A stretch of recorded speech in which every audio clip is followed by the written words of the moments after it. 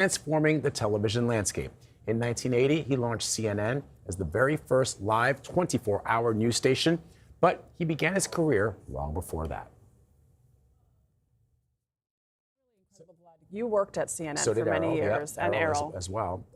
Look, when I joined CNN, the legacy, as I'm sure it still exists today, permeated through almost everything we did at CNN. It really did feel, I would talk to people who had worked with Ted when he was still running CNN, who would say things to me. They would talk about Ted in almost mythical terms.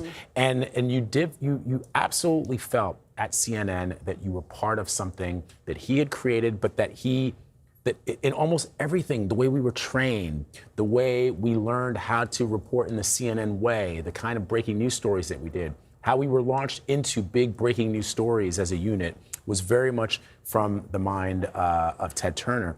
And remember that when CNN launched in 1980, it was the laughingstock. It would be great to talk to some people here at CBS News who worked at CBS News at the time of the launch of CNN, and I promise you they will say that they thought it was a joke, that there was nothing that Ted Turner was going to do in the news business that would ever erode what the networks, ABC, NBC, and CBS were doing at the time. And they were called Chicken Noodle Network. That's how much respect they didn't have in the business. And his idea back in 1980 was so ambitious. I didn't join CNN International until 2008, but even at that time, Ted was still doing programs to welcome new people. Yes. There was a mentorship program That's right, well into the 2000s. And if you rewind back to 1980, people were laughing at Ted Turner, who wanted this strange concept of a 24-hour news channel. And he famously said when they opened Techwood, which is where CNN has moved back to in Atlanta now, you see a black and white image, he said, this will be the first footage that we will show, and CNN will only go off the air at the end of the world. The last thing you'll see on CNN's footage is the end of the world. This ambitious effort to give people news, not just during a morning show or during the evening news, a thing that CBS News helped to pioneer, but he pioneered 24-hour, round-the-clock news that people could access on their cable television. And he thought it could stand up to the journalism of networks like this one. Well, how you saw that play out, and we're going to run an obituary from our Lee Cowan in just a moment, but how you saw it play out is I remember very distinctly. I was in college when the first Gulf War broke out. That's right. CNN was the only news network to have live footage as the attack on Saddam Hussein began. And you talk to the old timers at CNN, they have incredible stories about how they were actually able to accomplish that. But I remember watching in my apartment, in my college apartment, I didn't care about CBS, didn't care about NBC, didn't care about ABC. I was glued to CNN, and so was the entire world. And that moment put CNN, and some of the people, I'm looking over at Wolf Blitzer right now in our newsroom who's talking about Ted, put people like Wolf Blitzer on the map. That's right. So Lee Cowan, as I said, has a look back at Ted Turner's career and his legacy. What did we were 15 and 3/8 yesterday?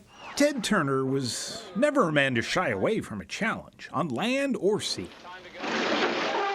Whether bringing the America's Cup back to the U.S., saving the American bison, getting the Atlanta Braves to the World Series, or changing the way we all consumed news. We intend to cover all the news all the time.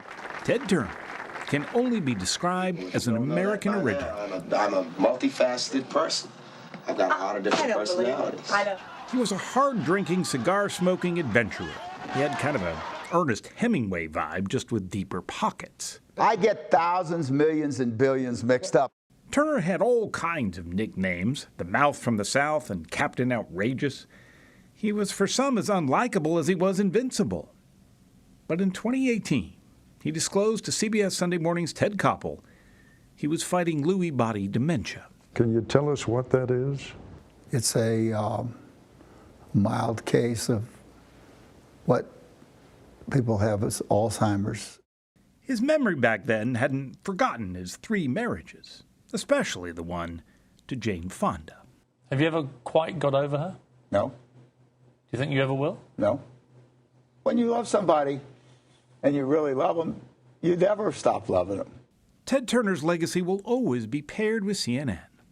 And yet, the gift he seemed most proud of was the natural habitats he saved by buying and protecting more wild acreage than almost anyone in the U.S. You ever ride your whole property here? No, but I've ridden quite a bit of it. It's tempting to call him a master of his domain, but he'd prefer caretaker. We don't own anything, he said. We just borrow it for a while. Lee Cowan, CBS News. I mean, Lee puts it so beautifully and eloquently that Ted Turner was, and as we were talking about CNN, we obviously failed to mention the Atlanta Braves, World Series, his superstation TBS, TNT, his Ted's marriage to Jane. Grill, Exactly. restaurants. Yes. one of the largest He was landowners. an entrepreneur. He famously had a feud with Rupert Murdoch, which lasted for many, many years, although I think subsequently they made amends. One of the things that I was reminded of as I was watching that obituary is CNN at the time, when I joined about the same time that Errol did back in 2008, had a program where they would pay you they would pay your tuition if you were in school. Not the entire tuition, but there was tuition reimbursement because Ted believed in that. Yeah. Ted believed in mentoring. Errol pointed out the mentoring program. When I joined CNN, they had a very extensive mentorship program. And also, I remember being astounded that everybody who joined CNN at the time, whether you were a production assistant or an anchor, everybody started out with like a very significant number of vacation days. Not like your typical 2-week, no. That reflected his values. It reflected his values. And people would say, and I would say, why? Why do we do this? And they would say, because that's what Ted wanted. You know? And that is actually something that has become more rare over time, that the original founders of media companies stay, they keep an imprint, they stay present. He wasn't as much involved in the daily operations once you got into the 2000s. And as Vlad mentioned, he was mocked for his ideas back in the 1980s, the idea of a 24-hour news channel. But it was the Iraq War in the early 90s that really allowed CNN to gain legitimacy in the eyes of people, not just in the US, but around the world. I remember when I was in England as a young child, my stepfather was in the US Air Force and stationed in the Gulf during the first Iraq War, and we were glued to the television, worried about what was happening with our families. And you watch those green nighttime vision goggles and footage of the missiles and the munitions flying through the air, and it really transported people for the first time to the location of where a war was taking place. And you had Bernard Shaw and others, Wolf Blitzer back then, who were cornerstones of that coverage, and throughout the 90s. And so to hear of Ted Turner's passing now, you see him there with the former head of the United Nations. Way back when, he really was a man who was with Kofi Annan. He was with all sorts of world leaders and continued to have an imprint. And in many ways, CNN was his child. He also had these interesting edicts. At one point, I believe, he didn't like the word foreign, and he banned the use of the word foreign at CNN. And instead, you were supposed to call things international. Which is a big reason why we were international correspondents. We were international correspondents. We were not foreign correspondents. He didn't like that term. I mean, there is a slight change in kind of the He also had this thing where he would say, you would say, I work for Ted Turner, and he would correct you and say, no, you work with Ted Turner. Wow. That's that. And I don't know, Errol, are you part of, I just logged on to Facebook because I'm a member of the CNN alumni Facebook page. I've seen those groups. Yeah, and so I immediately turned to that because you're now starting to see the number of people who work specifically and directly with Ted who are commenting now on the news. If you're just joining us here on CBS News 24/7 mornings, that CNN founder and entrepreneur and pioneer Ted Turner has died at the age of 87. And I'm just starting to see, even from people that I know, Steve Stahl, heartbroken, this is a quote, heartbroken even though I knew for a long time this day was coming. It is an honor, it wasn't my honor to work with him. He would always correct you if you said work for him.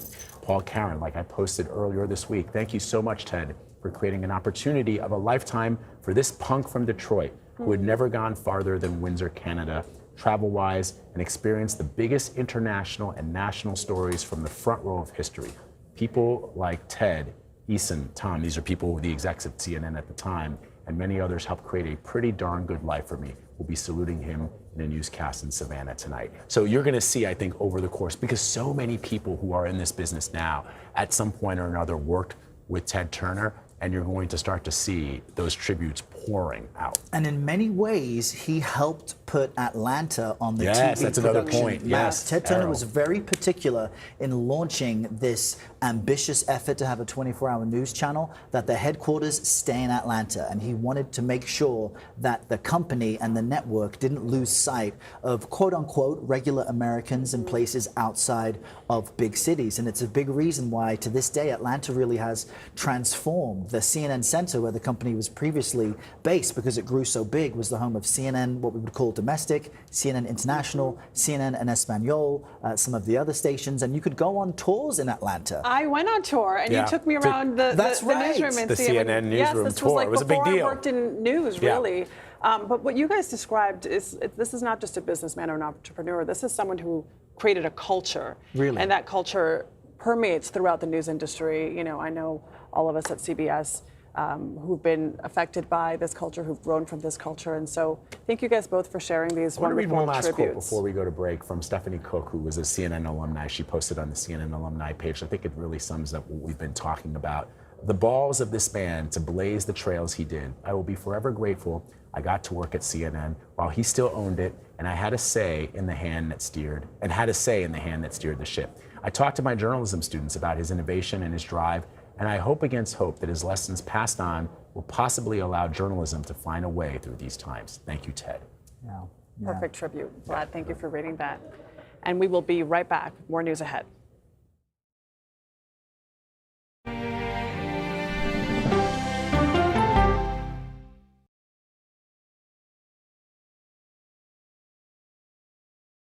"60 Minutes goes in search of Check it out. rare birds in a former war zone. How many birds have you seen? 8,000. 8,000. Why doesn't he tell Republicans, come into my office, let's hammer this thing out? Margaret,